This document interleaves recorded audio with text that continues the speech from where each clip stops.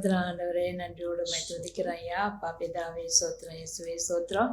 பரிசுத்த ஆவியானவரே, உமக்கு கொடான கொடி நன்றி பலி செலுத்தி உம்மை உயர்த்தி போற்றுகிறோம், வாழ்த்தி வணங்குகிறோம். இந்த நாளை நீங்கள் ஆசீர்வதித்து கொடுக்கும்படியாக ஜெபிக்கிறோம் ஐயா. பண்டிகை நாள் பிள்ளைகள் சந்தோஷத்தையும் சமாதானத்தையும் கொடுங்கப்பா. இயேசுவின் நாமத்தினாலே கேட்குறேன் நல்ல தகப்பனே, ஆமென். இப்போது கூட இந்த பாடல் மூலமாக ஆண்டவரே அப்பா நாங்கள் வழிபட்டமைக்காக கொடான கொடி நன்றி பலி செலுத்துகிறோம். இயேசுவின் நாமத்தை கேட்கிறேன் நல்ல தகப்பனே, ஆமென். ஹல்லேலூயா. பிரியமானவர்களே, இந்த நாளிலே தேவ சமூகத்தில் நாம் கர்த்தருடைய வார்த்தைகளை கேட்க அமர்ந்திருக்கிறோம். இது கர்த்தருக்கு மிகவும் பிரியமான ஒரு நேரமாக இருக்கிறது. ஏன்னா அவருடைய வார்த்தையை கேட்கறது நம்ம வாஞ்சி அமர்ந்திருக்கிறோம் இல்லைங்களா? சத்தியத்தை அறியணும். நான் கடந்த வாரம் கூட சொன்னேன், சத்தியத்தை அறியணும். கர்த்தருக்கு ஸ்தோத்திரம். அதனுடைய தொடர்ச்சியாக நான் இப்போது உங்கள் மத்தியில் சொல்லிக்கொள்ள ஆசைப்படுகிறது என்னவென்று சொன்னால், ஹல்லேலூயா, மெய்ப்பர்களுக்கு தான் ஆண்டவர் சொன்னார், இயேசு கிறிஸ்து முன்னிலையிலே கிடைத்திருக்க காண்பீர்கள், உங்களுக்கு அடையாளமாக இருக்குன்னு சொன்னாரே தவிர சாஸ்திரிகளுக்கு சொல்லலை. சாஸ்திரிகள் புறப்பட்டு என்ன செய்கிறாங்கன்னா, அந்த நட்சத்திரத்தை ஃபாலோ பண்ணிக்கினே வராங்க. யாருக்கிட்ட வராங்க? ஏரோது ராஜா வந்து மீட் பண்ணுறதுக்கு வராங்க, அந்த இடத்துக்கு வராங்க. அப்போ வரும்போது அவங்க எவ்வளோ காலம் வந்தாங்கன்னு சொன்னால், கிட்டத்தட்ட 2 வருஷமாக அவங்க பிரயாணமாக வந்திருக்கிறாங்க. அது இல்லையா? ஏன்னா அவங்கள ஏழையாக இருக்கிறதுக்கு சான்ஸ் இல்லை. ஏன்னா அவங்க நடந்து போயிருக்கலாம், கழுதை மேலே போயிருப்பாங்க. ஏன்னா அந்த காலத்துலாம் வாகனம் இதுதான். அப்புறம் வண்டியில் இழுத்துட்டு போகிறவன் அந்த மாதிரி செஞ்சுருப்பாங்க. மலை மேலே ஏறி போயிருப்பாங்க, பள்ளத்தாக்குகளை கடந்திருப்பாங்க, ஆறுகளை கலந்துருப்பாங்க. இப்படி பல அது வனாந்திரத்தில் நடந்திருப்பாங்க. ஏன்னா எங்கே இருக்கிற தெரியாது. அந்த நட்சத்திரத்தை ஃபாலோ பண்ண போகிறாங்கன்னு நடந்து போகிறாங்க. இன்னும் கண்டுபிடிக்கல, அந்த இடத்த கண்டுபிடிக்கல. அது எங்கேயோ போய் வீட்டாட நின்றவர்களுக்கு தான் அந்த வீட்டுக்குள்ளே அவங்க நுழையிறாங்க. அல்லையா? அது வரைக்கும் அவங்க போயின்னு இருக்கிறாங்க. காலம் கடக்குது. நேராக ஏரோது ராஜுக்கிட்ட வராங்க. யூதர்களுக்கெல்லாம் ராஜா பிறந்திருக்கிறான்னு வர அவங்க சொல்கிறாங்க. எவ்வளோ அவங்க பாருங்கள், யூதர்களுக்கெல்லாம் ராஜா பிறந்திருக்கிறான்னு கேள்விப்பட்ட உடனே குடும்பம் குட்டி எல்லாத்தையும் விட்டுட்டாங்க. 2 வருஷமும் பிரயாணமாக என்னன்னா போய் எப்படியாவது அவர் என்ன செஞ்சிடணும் பார்த்து ஒரு அல்ல சொல்லுவீங்களா? அல்ல இல்லையா? அந்த ஒரு வாஞ்சை நமக்கு இருக்கு. நாங்கள் சிமியோனை அப்படி பண்ணாங்க. நீங்கள் சிமியோனை பற்றி பார்த்தீங்கன்னா லூக்கா புத்தகத்தில், கர்த்தருக்கு ஸ்தோத்திரம், லூக்கா புத்தகத்தில் அன்றைக்கி 2வது அதிகாரத்தில் வரும். கர்த்தருக்கு ஸ்தோத்திரம். அங்கே பார்த்தீங்கன்னா 2வது அதிகாரம் லூக்கா 2ல் 25வது வசனம் வாசிக்கிறேன் கேளுங்க. அப்போது சிமியோன் என்னும் பேர் கொண்ட ஒரு மனுஷன் எருசலேமில் இருந்தால், அவன் நீதியும் தேவ பக்தியும் உள்ளவனாயும் இஸ்ரவேல் ஆறுதல் வர காத்திருக்கனாய் இருந்தான். அவன் மேல் பரிசுத்த ஆவியானவர் இருந்தார். அல்லேலூயா.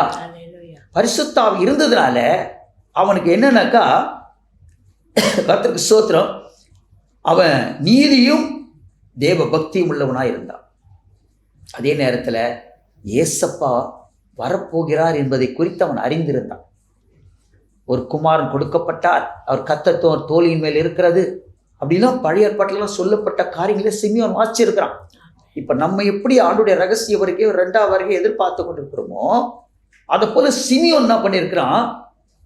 அந்த வசனம் பாருங்க, இஸ்ரவேலின் ஆறுதல் வர காத்திருந்தவனாக இருந்தான். அதான் மிக முக்கியம். காத்திருக்கிறான். அது அவன் என்ன செஞ்ச? அவன் மேலே யார் இருந்தா? பரிசுத்த ஆவியானவர் இருந்தார். நமக்குள்ள பரிசுத்த ஆவியானவர் இருந்தாலே அவருடைய ரகசிய வருகைக்காக நம்ம காத்திருப்போம். மாரநாதா சீக்கிரம் வாருமையான்னு நாம் ஜெபம் பண்ணுவோம். அல்லேலூயா. ஏன்னா அவரோடு கூட நாம் எடுத்துக்கொள்ளப்படணும், எதிர்பார்ப்போடு கூட இருக்கணும். இவன் பாருங்க, இயேசுடைய பிறப்பை குறித்து அவன் எதிர்பார்த்து கொண்டு இருந்திருக்கிறான். அதனால என்ன நடந்துச்சு பாருங்க. அது கர்த்தருடைய கிறிஸ்துவை நீ காணும் முன்னே மரணம் அடைய மாட்டாய் என்று பரிசுத்த அவனுக்கு அறிவிக்கப்பட்டிருந்தும் இருந்தது. நீ சாவ மாட்டடா, உன் உயிர் போகாது. ஏன்னா உன்னுடைய வாஞ்சை நிறைவேற வரைக்கும் உன் உயிர் போகாது. உண்மையாக சொல்கிறேன் பிரியமானவர்களே, ஏசப்பா ரகசிய வருகைக்கு நீங்கள் எதிர்பார்த்து கொண்டிருப்பீர்களானால் உங்கள் மரணமும் தடுக்கப்படும். கர்த்தர் ஆயுசை கொடுப்பார். நீ ஆயுசை கேட்டால் அவர் என்ன கொடுப்பாரா? தீர்க்க ஆயுசை கொடுப்பான்னு சொல்லிட்டு சங்கீதக்காரர் சொல்லுகிறார். ஹல்லேலூயா, ஹல்லேலூயா. அது மாதிரி சங்கீதம் 65 ஏதோ ஒன்று வருது. கர்த்தருக்கு ஸ்தோத்திரம். அது அப்புறம் வாசிக்கலாம் பாருங்க. அவன் ஆவியானுடைய ஏவுதல்படி தேவாலயத்தில் வந்திருந்தான்.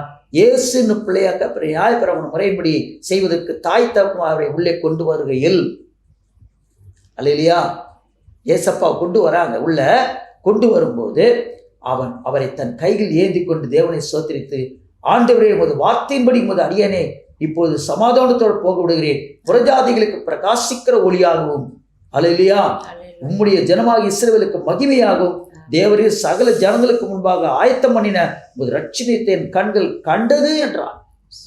அவன் வாங்க பாருங்க. அந்த குழந்தைய என்ன செய்யறாங்க, அவங்க 8வது நாள் குழந்தைய பிரதிஷ்டை பண்றதுக்கு ஆலயத்துக்கு கூட்டின்னு வராங்க. அப்போ அந்த குழந்தைய என்ன செய்யறாங்க, ஏவுதலின்படி அவன் தேவாலயத்துக்கு போறான். அந்த அம்மா கரத்துல இருந்து அந்த குழந்தைய வாங்கி அதை குறித்து என்ன செய்யறான், அவன் தீர்க்கதரிசனம் சொல்லுகிறான். நல்லையா, கர்த்தர் கைகள் ஏந்தி கொண்டு, ஆண்டவரே, உமது வார்த்தையின்படி அடியேனை புறஜாதிகளுக்கு பிரகாசிக்கிற ஒளியாகவும் உமது ஜனமாகிய இஸ்ரவேலுக்கு மகிமையாகவும். அல்லேலூயா. தேவன் நம்முடைய பிள்ளை, அவருடைய பிள்ளைகளாகிய இஸ்ரவேலுக்கு அவர் என்னவா இருக்கிறாரா, மகிமையா இருக்கிறாராம். புறஜாதிகளுக்கு அவர் பிரகாசிக்கிற ஒளியா இருக்கிறாராம். அப்போ நம்ம இயேசுவை பற்றி இந்த நாளில் கண்டிப்பாக நீங்கள் எல்லாருக்கும் சொல்லணும். அந்தகார இருளிலிருந்து ஆச்சரியமான ஒளிப்படத்துக்கு அழைத்து வந்தவருடைய புண்ணியங்களை அறிவிக்கும்படி தேவன் நம்மை தெரிந்து கொண்டிருக்கிறார். சும்மா கோயிலுக்கு போய் கிறிஸ்துமஸ் கொண்டாடுறது இல்லை. இப்பத்திலேருந்தே, அல்லேலூயா, இந்த மாதத்தின் முதல் வாரத்திலேருந்தே நீங்கள் என்ன செய்ய ஆரம்பிக்கணும்னாக்கா, இயேசு பறித்து எல்லாருக்கும் என்ன செய்யணும், சொல்ல ஆரம்பிக்கணும். ஒரு அல்ல சொல்லிங்களா, அந்த வாஞ்சை யாருக்கு இருந்தது தெரியுங்களா, இந்த சாஸ்திரிகளுக்கு இருந்துச்சு. அல்லேலூயா. பிறந்திருக்கிற அந்த ஏரோதுக்கு ராஜா, யூதலுக்கு ராஜாவை பிறந்திருக்கிற இயேசுவை பார்க்கணுன்ற எண்ணத்தோடு அவங்க என்ன செஞ்சா, விட்டா புடியா அவங்க கிளம்பி வந்திருக்கிறாங்க. கர்த்தருக்கு ஸ்தோத்திரம், கர்த்தருக்கு ஸ்தோத்திரம். அந்த ஒரு எண்ணம் யாருக்கு இருக்கணும் தெரியுங்களா, நமக்கு இருக்கணும். அவர் எப்படியாவது நம்ம காணணும், ரகசிய வருகையில் நாம் எடுத்துக்கொள்ளப்படணும். அந்த வாஞ்ச, அந்த ஒரு அந்த என்ன சொல்றது, அந்த ஏக்கம், மான்கள் நீரோடை வாஞ்சிப்பது போல என் ஆத்துமா உண்மையிலே வாஞ்சியா இருக்கிறதுன்னு சொல்லப்படுகிறதே, அந்த ஒரு ஏக்கம் நமக்கு இருக்கணும். அல்லேலூயா. கர்த்தருக்கு ஸ்தோத்திரம். உண்மை பார்க்கறதுக்கு நான் வாஞ்சிக்கிறேன் ஆண்டவரே, சீக்கிரமா வாங்க ஆண்டவரே அப்படின்னு நம்ம கூப்பிடு. யார் எத்தனை பேர் அந்த மாதிரி ஜெபிக்கிறாங்க இன்னைக்கு? இல்லையே. பரலோகத்துக்கு நான் போகணுன்றதுக்கு ஜெபிக்கிறதுக்கு ஆட்களே இல்லை. இந்த உலக ஆசீர்வாதம் தான் எனக்கு வேணுன்றாங்க. கொரிந்தியர் புத்தகத்துக்கு பவுல் அதை பற்றி சொல்கிறாருல்ல, இம்மைக்கு மாத்திரம் நீங்கள் இயேசுவை ஏற்றுக்கொண்டா உங்களை விட பரிதவிக்கக்கூடிய யாருமே இல்லைன்னு சொல்கிறாரு 1 Corinthians 15. அல்லேலூயா. அப்படி நாம் இருக்கவே கூடாது. நான் இயேசுவை அறியத்துக்கு நோக்கமே என் பேர் ஜீவ புத்தகத்தில் எழுதப்படும். தேவனுடைய சித்தத்தை நான் அந்த பூமியில் நிறைவேற்றணும். அல்லேலூயா. அந்த எண்ணம் நமக்கு இருக்கணும் பிரியமானவர்கள்.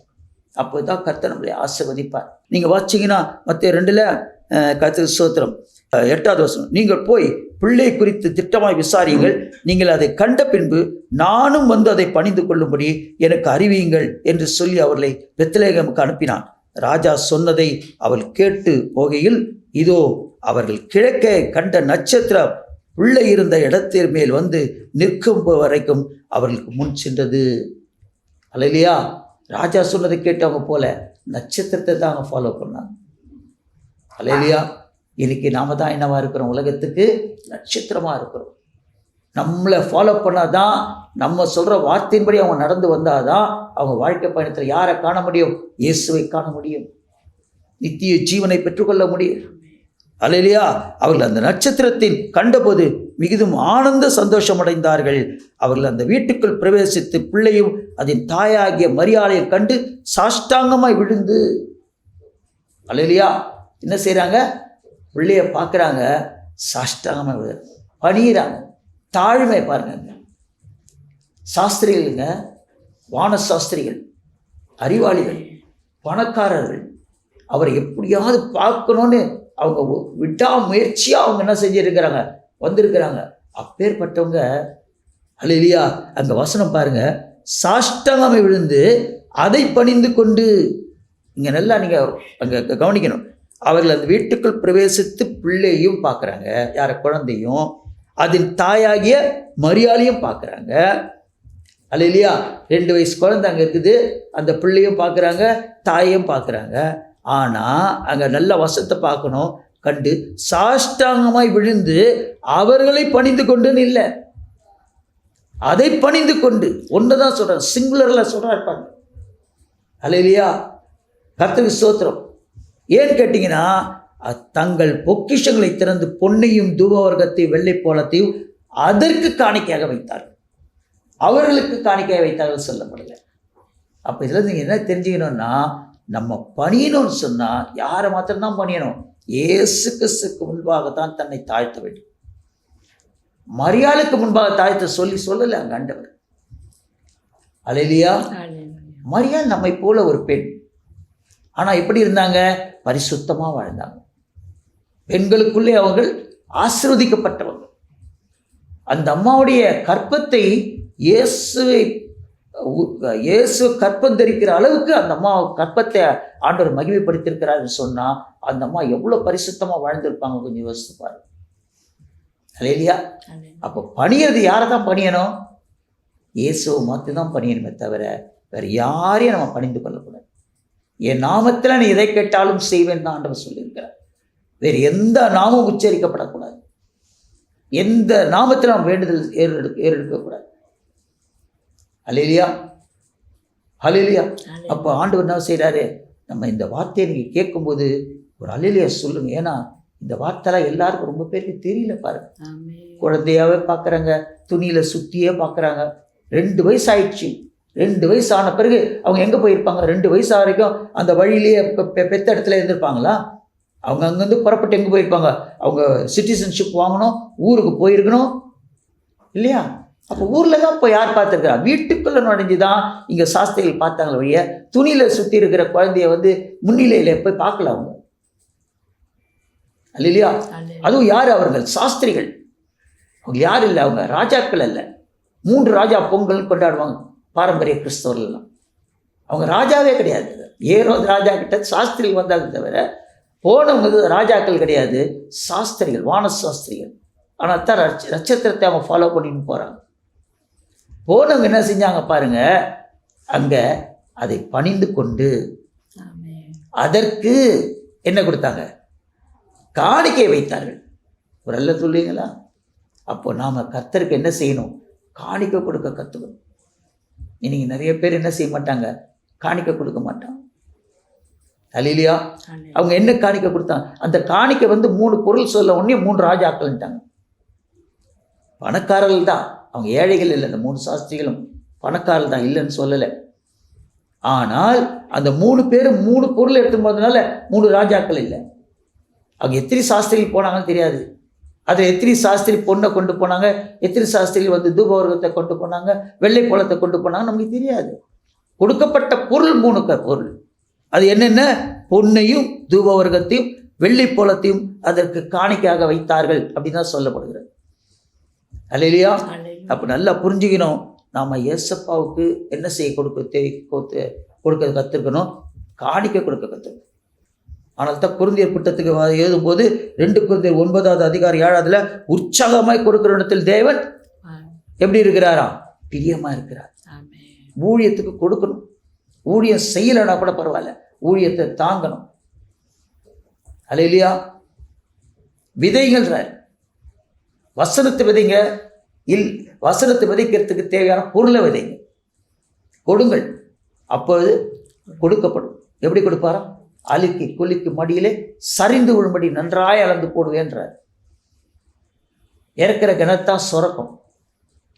மூடி வச்ச கிணறுல என்ன அவன் அழுகி போகும் தண்ணி. ஆனால் ஆண்டவர் சொல்றாரு, கொடுங்கள், அப்போது இன்னும் அவனுக்கு கொடுப்பேன். நீங்கள் எவ்வளோ ஆண்டோடைய ஊழியத்துக்கு கொடுக்க நீங்கள் பழகுகிறீங்களோ, காணிக்க செலுத்த பழகுகிறீங்களோ, பொருத்தனை பண்ண பழகுகிறீங்களோ, அவ்வளோ கர்த்தர் என்ன செய்வார்? உயர்த்தி கொண்டே போவார். பெரியமாங்க. ஹல்லேலூயா. நம்ம ஜெபிப்போமா? அன்பும் மகா பரிசுத்தம் நிறைந்த எங்கள் நல்ல பரலோக பிதாவே, உம்மை நன்றியோடு கூட நாங்கள் ஸ்தோத்திரிக்கிறோம், துதிக்கிறோம். உன் நாமம் மகிமைப்படட்டும், உம்முடைய ராஜ்யம் கட்டப்படட்டும், உம்முடைய சித்தம் இந்த பூமியில நிறைவேறட்டும். உம்மை அறியாத பிள்ளைகள் உம்மை அறியட்டும். இந்த கிறிஸ்துமஸ் பண்டிகை நாளிலே உம்மை அறியாத புறஜாதியார், அதாவது தேவனை அறியாத ஜாதியார். ரெண்டே ஜாதி தான். ஒன்று தேவனை அறிந்த ஜாதி, மற்றொன்று தேவனை அறியாத ஜாதி. உண்மை அறியாதவர்கள் எல்லாம் அறியும்படியாக அறிந்தவர்கள் உண்மை குறித்து பிரசங்கிக்கணும். என்னை குறித்து எவன் ஒருவன் மனிதர் மதிலே அறிக்கை செய்கின்றானோ அவனையே நான் பிதாவின் மதிலே அறிக்கை செய்வேன்னு சொன்னீங்களே ராஜா. அந்த வைராக்கியத்தோடு கிறிஸ்தவர்கள் எழும்பணும். அபிஷேகம் பண்ணப்பட்டவர்கள் எழும்பணும். ஆண்டவர் அபிஷேகம் பண்ணப்பட்ட நாளிலே அற்புதங்களை செய்ய துவங்கினார். அதே போல அற்புதம் செய்ய துவங்கணும். பரிசுத்தாவின் ஒத்தாசுடன் நஸ்ரேனாகிய இயேசு கிறிஸ்து நாமத்தினாலே கேட்கிறேன். ஜீவனுள்ள நல்ல பிதாவே, ஆமென்.